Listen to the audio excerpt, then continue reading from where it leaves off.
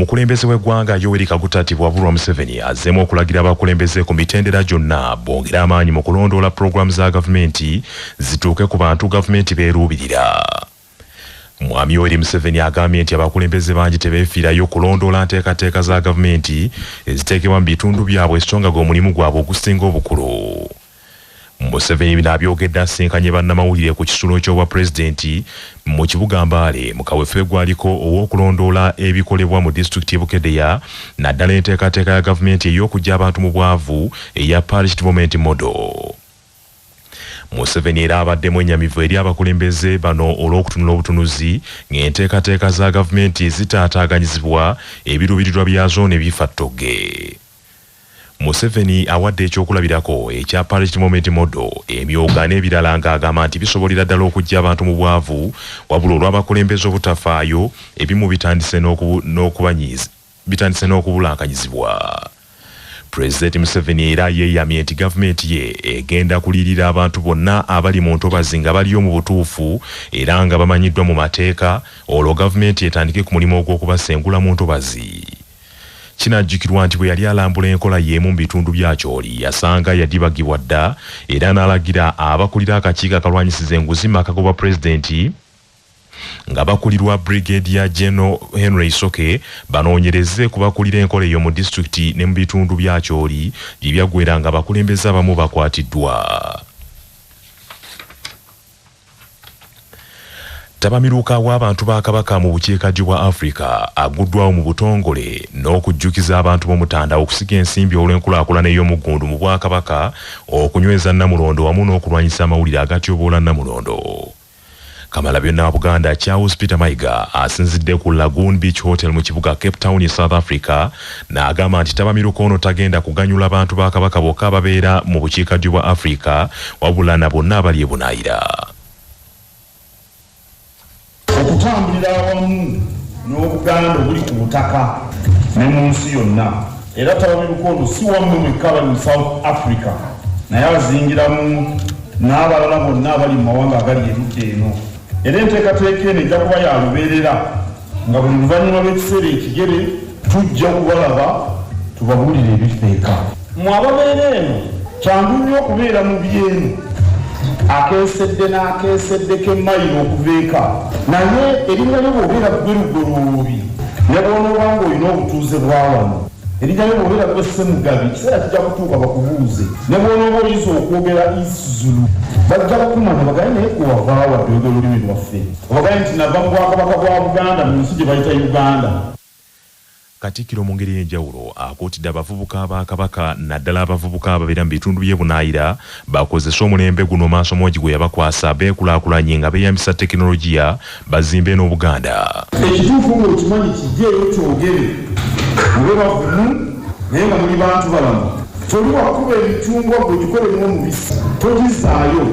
Oli wakuba amayinja zimba kiseeye tozaayo mayinja. Anaagobwesanga weemisa mubisi eyalowooza nti yakubye emicungwa bwe buntu bulamu kwe kumusinga oli wakuba akasasiro kolamu nakavundira ogenda omuteeke ku mwana anaabaajawo ng'awulira ddekende lyakaawa ekyo kyembagamba bangi kumu abali eno mwadde munoonya mikisa egy'enjawulo omwagala okwesimba mwagala okuba n'obulamu obweyagaza ekyamazima bw'otubalira mu kibuga kino Cape Town toyinza butengomba kubanga kyo ndoza kyanjawulo ku bibuga ebimu byenda by'omu South Africa. Katikkiro yeebazizza abakulembeze era abaami ba Kabaka abawummula n'abakyaweereza nga bakulembeddwamu Dr. William Damulira olw'okugatta abantu b'omutanda ne batambulira wamu. Minisita wa gavumenti ez'ebitundu mu Bwakabaka Oweekitiibwa Joseph Kawuki ategeezezza nti mumativu olw'abakulembeze Maasumoogi baataddemu obwesige mu bitundu ebyo era n'abakuutira obutamuswaza. Omwami Katikkiro okuteekeka tabamiruka ono n'abeera wasami n'ajjumbirwa nga bwajjumbiddwa ebyo ebirumya abayaayi. Era mujja kulaba nga bavaayo nga balibula Kabaka balibula Katikkiro si lwakuba nti eboogera bituufu naye lwakuba balina ensaalwa. Abo nno njagala okubasaba mwongere bwongezi okubalumya kibalume neera okuba kubuka Buganda ku ntikko. mbeera eyo Katikkiro atuuzizza omwami wa Kabaka ow'essaza Cape Town Dennis Lugoloobi ne Dr. Samuel Ssemugabi Bakyayita ow'essaza ly'e Johannesburg mu South Africa n'abamyuka baabwe era bano abakuutidde okugatta abantu b'Omutanda ne bakuba n'ebirayiro.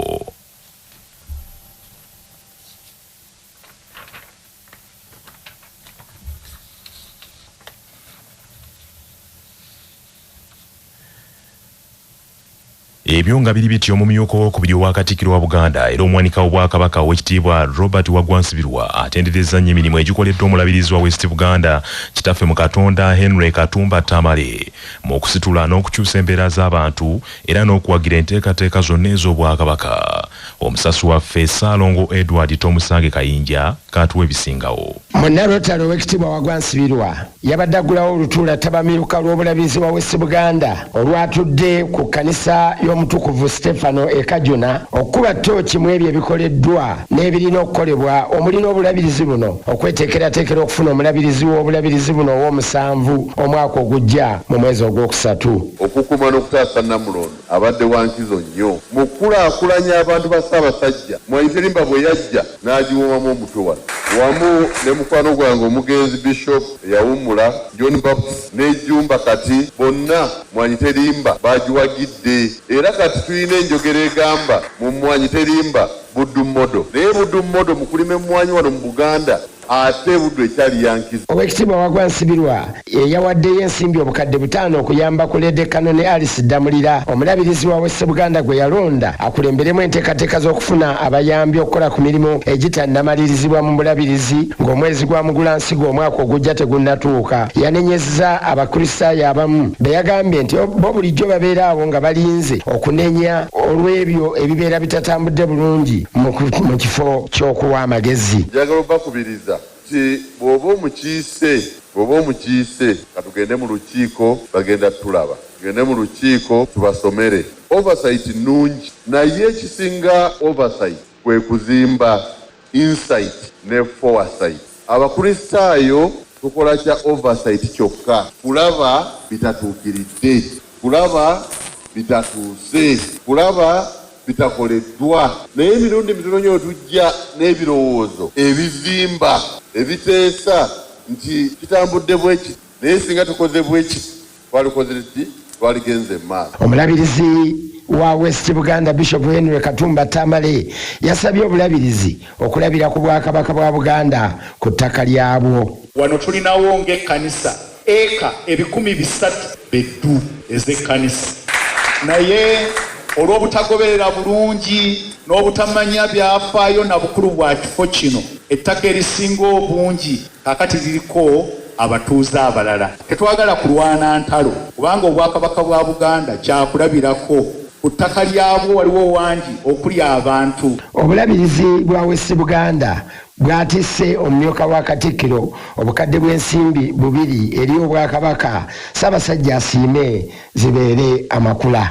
Provost wa Lutiko y'Ekako Reverend Canon Nkambo Mugerwa yasabye ababaka b'olukiiko lw'obulabirizi okusiŋŋanamu ekitiibwa n'okuwuliziganya buli omu assa ekitiibwa mu ndowooza ya munne. Omulabirizi wa West Buganda Henry Katumba Tamale agenda kunnyuka egy'obulabirizi mu mwezi gw'okusatu omwaka ogujja era enteekateeka z'okulonda omulabirizi omujja ow'omusanvu zaatandikibwako dda era nga zigenda mu maaso. Ssaalongo Tomusange Kayinja ku lwa CBS wano mu kibuga kya Ssaabasajja Masaka City.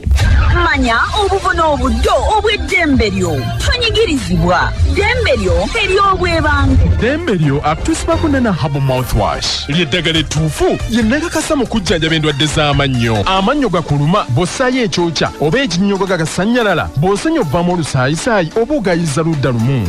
Senyesa nana naye weegendereza abafere tebakuguza kappa mu kutiya musange mu famasi zonna. Yakakasibwa National Drug Authority nga bali wamu ne langi wa Global aleetawo enjawulo ku bisenge. Weefunire langi ya Global ku hardware yonna ekuli okumpi. Global Paint, a reliable product. Nga bali wamu ne Baluswata Property Consultants batunda ettaka ku nguudo zonna eziyingira n'okufuluma ekibuga va mu by'ettaka lyakulukuta ennyumba ya kyama basange ku ofiisi yaabwe ekyengera opposite Orange City essimu 0704 80 1905. Buli munnamateeka kimukakatako okufuna ebbaluwa emukkiriza okuwoza emisango mu kkooti nga munnamateeka Frederick Semwanga bw'annyonnyola. Balooya bonna mu Uganda oba betuyita ba pleader balungamizibwa ekitongole kye bayita Uganda Law Council era teri pleader yenna akkirizibwa kukiikirira muntu mu kooti nga tayina license gye tuyita practicing certificate. Singa lawyer yenna anaagenda mu kooti nga tayina practicing license ajja kugobebwayo era asobola n'okukwatibwa. Abalimi b'emmwanyi n'abatuuze mu ggombolola y'ebuwunga mu disitulikiti Masaka batadde akazito okubakulembeze baabwe babannyonnyole ku nnyingo ku nnyingo eziri mu bbago ly'etteeka ery'emmwanyi Paalamenti lyayisizza Ssabbiiti ewedde. Bano bagamba nti okujjako okuwulira obuwulizi nti ekitongole ky'emmwanyi ekya Uganda Coffee Development Authority ekyaggiddwawo ensonga endala eziri mu bbago eryo tebazimanyi. Abalimi bano n'abatuuze basinzidde mu nsisinkano n'omubaka omukyalo wa disitulikiti y'e Masaka Joan Namutaawe ebuwunga ne bamutegeeza nti beeraliikirivu olw'ebbago lino eriyinza n'okukakanya ebbeeyi y'emmwanyi kwe kusaba gavumenti n'abakulembeze baabwe abalala babannyonnyole. Obweraliikirivu buli ku bbeeyi kubanga buli lw'obeera nga etteeka liyise ebbeeyi n'etabaawo nga batute ekitongole kya UCDA kitegeeza nti kye kibadde kinoonya akatale n'omutindo ng'obweraliikirivu okusinga buli awo buli ku mutindo gw'emmwanyi kuba UCDA ebadde kanti nno ekuuma ku mutindo gw'emmwanyi naye bw'evaako negera Ministry ya Agriculture omutindo gw'emmwanyi guyinza okukakkana. Sirina nnyo kyensuubye kubanga olwedde omukulu gyetuteeka ekintu tulina kyakukola tunagenda bugenzi mu maaso nakyo kiriwo kyekigenda nakyo tubange buli mu kusala bbeeyi ya mmwanyi okukka wansi kati etteeka lye bwe lyayise twaliikiridde nnyo ffe abali naye tetugenda kugwa mu maanyi. Omubaka omukyalo wa disitulikiti eno Joan Namutaawe akubye ku balimi bano n'abatuuze bongere okulima emmwanyi mu bungi so si kuzitema bazirabirira ate n'okukuuma omutindo gwazo. Agabidde abatuuze ku byalo okuli Buwunga, Kitwe A ne Kitwe B wamu ne Buyanja enkumbi buli maka gafune enkumbi egasobozesa okulima n'okwongera ku nnyingiza n'abakuutira okwongera okulima emmere emala. Tukola ki?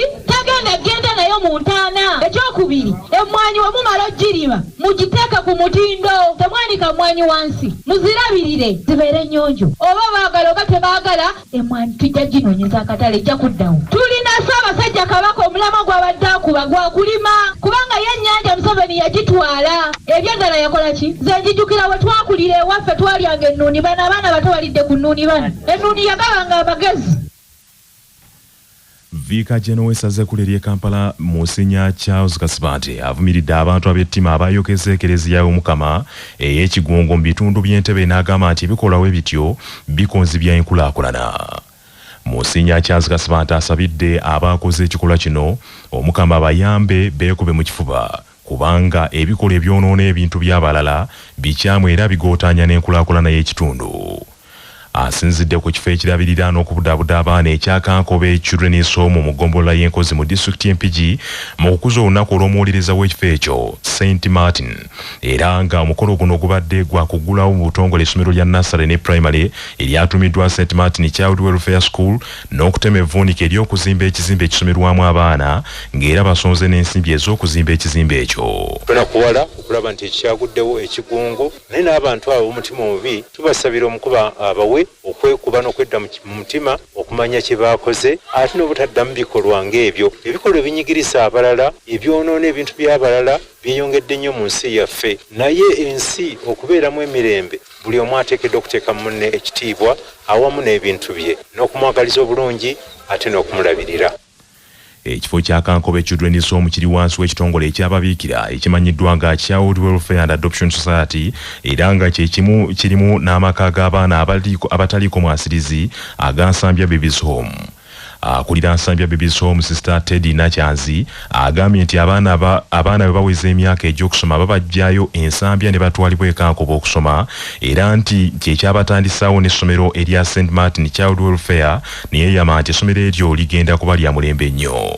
Omwaka guno twakaleeta abaana bali 7 bwe tunakaleeta wano Kankobe St. Martin Child Welfare Schools be baliwo abalala beesanga nga baali bajja nga kati emyaka gyabwe gisusseeko ku stage tulina eya nasale ne primary abamu bali wagguluko kale abo bo basomera mu masomero malala naye nga waliwo n'abalala era betwaleetako omwaka giri egyayita nga bo amawulire g'ebyemizannyo mu mawulire gaffe agacya basafama gakutuusibwako Sedika Real Estate abatunda n'okugula ettaka ku nguudo ez'enjawulo mu Uganda yonna basangibwa ku Galuleba Building ewa Kiso essimu noti 7 noti 2 339 377.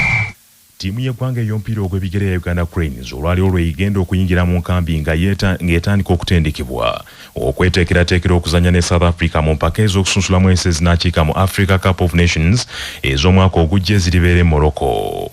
Omutendesi wa Uganda Cranes Joseph Pope yayita ttiimu y'abazannyi 27 era enkambi egenda kubeera ku Cranes Paradise Hotel e Kisaasi. Uganda Cranes egenda kuzanya ne South Africa ku Lwokutaano olujja nga 15 mu kisaawe Namboole ku ssaawa 10 ez'olweggulo.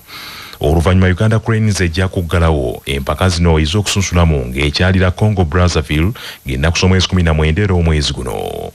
Uganda Cranes yeetaaga akabonero kamu kokka okukakasibwa okuvuganya mu mpaka ez'akamalirizo eza Africa Cup of Nations qualifiers eziribeera e Morocco. Uganda Cranes ekulembedde ekibinja K ng'erina obubonero 10, South Africa yakubiri n'obubonero 8, Congo Brazzaville yakusatu n'obubonero 4, ate nga South Sudan yeekobedde tennabojjayo yadde akabonero. Amawulire okuva ebweru w'eggwanga gakutuusibwako Kajansi Progressive Secondary School eweza Kajansi mailo 7 ku Lwentebe essimu noti 7 noti 6 emu 6 emu emu emu 6 nga bali wamu ne M-Chad Industries abakukolera M-Chad Black Tea amajani kawoomera ne M-Chad Muchuzi Mix akanzaali akazitoyenva bisange mu maduuka gonna essimu noti 75 noti 668 4 emu. Ekibuga Valencia ekya Spain kikutte omuliro abeekalakaasi mitwalo na mitwalo bakeddeko ewa ku nguudo z'ekibuga mu kwekalakaasa omwange okugendereddwamu okukaka abakulembeze b'ekibuga ekyo okulekulira. Okwekalakaasa kuno okuva ku mutawaana ogwagwa mu kibuga ekyo nnaku ntono eziise amataba bwe gaazinda ekibuga kyonna ng'ab'obuyinza tebasoose kulabula bantu era abantu abasukka mu 200 ne balugulamu obulamu.